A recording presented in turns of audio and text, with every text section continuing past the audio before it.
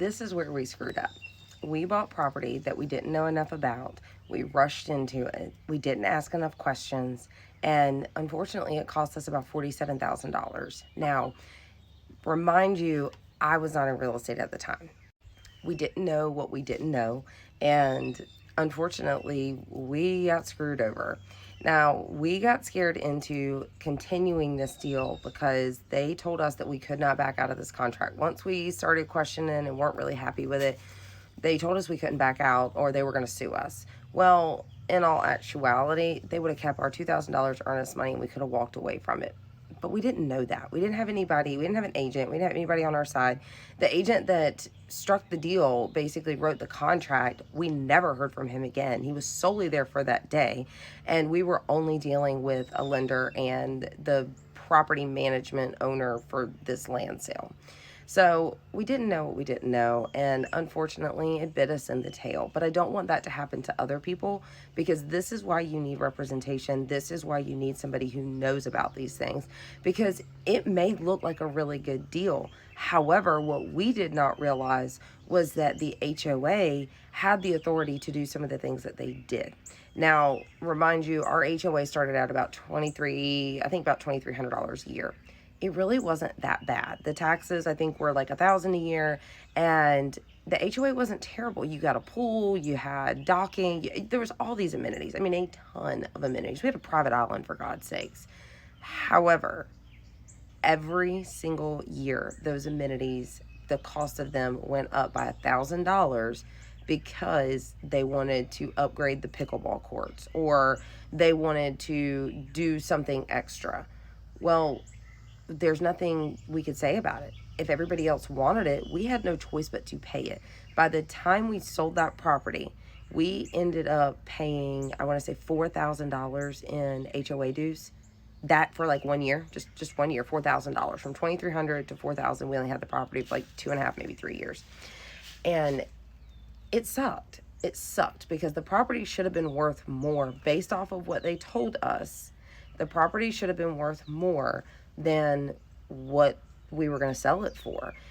We bought it for 72. It was estimated value at 175. We ended up selling it for 55. Yeah, let that sink in.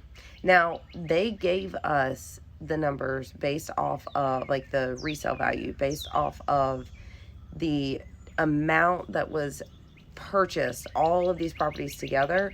Basically, if you just divided it up and said, okay, they paid this much for it, this is what they should be worth, which is not how this works. That's not how you do this. I now know this, but that is not how you do this. So we thought, okay, cool. Even if we don't decide to do anything with it, it was a good investment. And it wasn't. We are not the only ones who are in this situation. There are a ton of people that bought in that land sale that are trying to offload their properties because they realize how terrible of a decision it was. There are people in that neighborhood that it's taken them almost 2 years just to be able to build after almost $10,000 extra just to get all of the permitting and everything that they need to actually build, the arborist to come out, all these different things that's required by the HOA. They paid that to the HOA. It wasn't county, it wasn't city, it was HOA basically charged them an additional $10,000 just to even get started on the construction of a home. And almost 2 years to do it because that was how slow they were moving.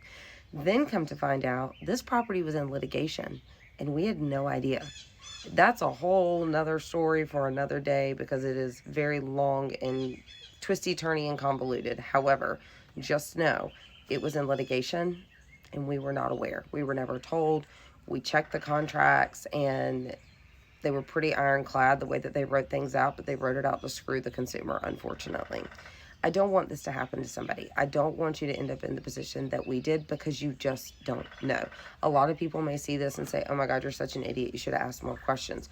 At the time, we asked the questions we knew to ask, and we were told we had a realtor. A realtor showed up. A realtor showed us the property. A realtor wrote the contract. So at any point, why would we have thought differently? Why would we have thought to question it? When we did start questioning things, we were basically told, you're going to get hit with a lawsuit if you don't go through with this. And we didn't have a lot of money to spare.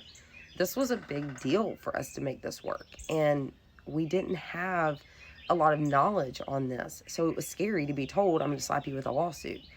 So just heed my warning.